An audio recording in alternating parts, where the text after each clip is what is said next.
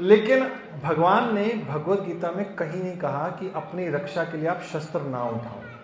अर्जुन शस्त्र नहीं उठाना चाहता था, तो भगवान ने कहा कि जो आताताई हैं उनके विरुद्ध शस्त्र उठाने चाहिए, हमें भी अपनी तैयारी करनी चाहिए और भगवान के शरणागत भी रहना चाहिए। दोनों ही चीजें, एक चीज नहीं है, दोनों। एक हाथ में शस्त्र हो, दूसरे में शास्त्र हो।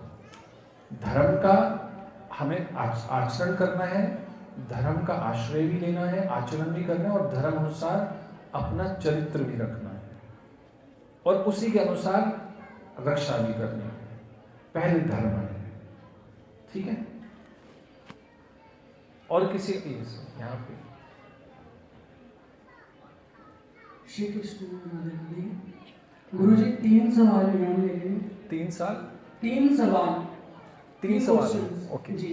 पहला ये है कि जैसे एक लड़की थी, गुरु नानक देव जी दूध लेके जा रहे थे, तो लड़की दूध दे रही थी, सभी को तोल के दे रही थी, लेकिन जैसे उसका प्रेमी आया उसने तोला नहीं उसको। तो गुरु नानक देव जी ने पूछा कि सबको तो तोल के दे रही हो, मुझे क्यों, मतलब कि प्रेमियों को तोल के नहीं दिया। वो बोलती है कि जहाँ प्रेम हो वहाँ तोल मोल नहीं होता। तो आज हमें नाम जपने को बोला जाता है कि इतना करना है नाम जप।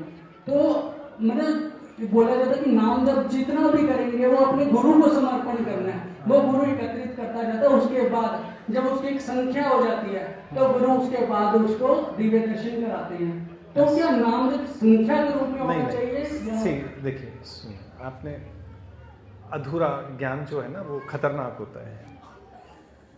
शास्त्रों में वर्णन है कि मिनिमम इतना करना ही करना है, ठीक है। वो इसलिए कि आपका मन डिसिप्लिन में आ जाए, नहीं तो आप मिनिमम भी नहीं करोगे। समझ गए आपको? इसलिए कहा था भी कम से कम इतनी तो कर लो।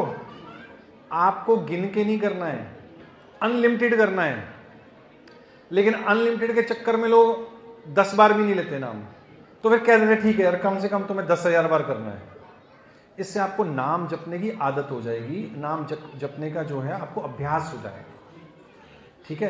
पर वहां रुकना नहीं है, 10 करोड़ बार करो, अनंत करो।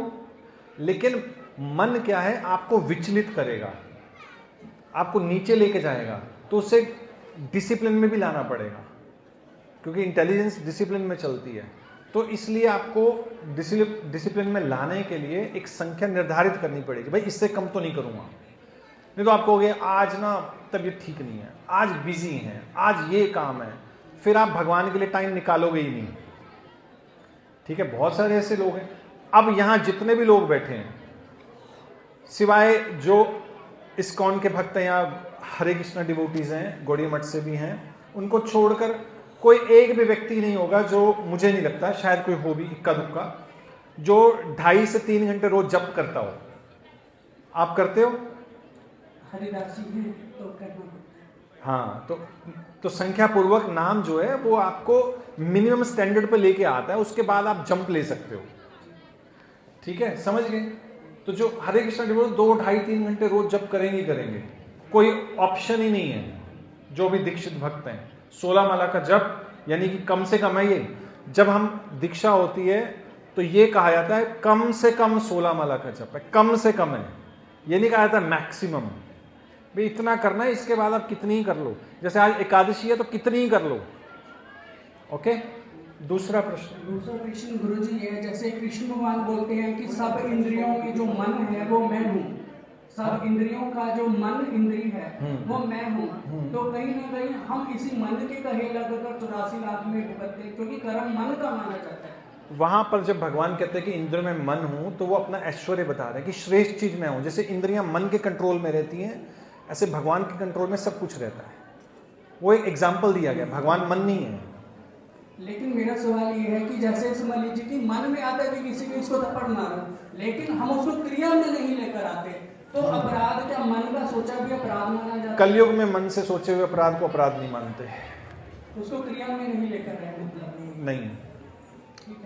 गुरु जी एक और चीज है, हाँ। कि जैसे समझ लीजिए कि अब गुरु दीक्षा हो गई हमारी, हाँ। लेकिन उसके बाद भी जैसे अगर पूछा जाता है कि इसको पितृदोष हो गया, क्या गुरु दीक्षा लेने के बाद जब हम समर्पण कर चुके उसके बाद भी क्या ये पितृदोष, ये ऐसी चीजें होनी चाहिए या जो वो वैष्णव हैं जिनकी दीक्षा होगी उनके सब गोत्र खत्म हो जाते हैं, उनका अच्युत गोत्र हो जाता है, उन पे कोई पितृ नहीं होता।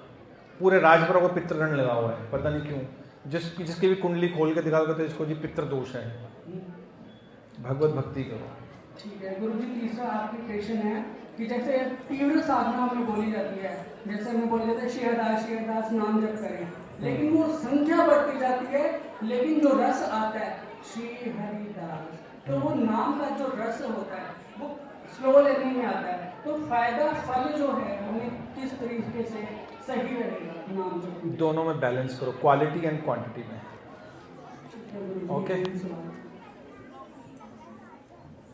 और कोई प्रश्न है किसी का? पीछे एक बिटिया का है प्रश्न, नहीं? ओके, हरे कृष्णा। शिला प्रभुपाद की जय। गौर प्रेमानंदे।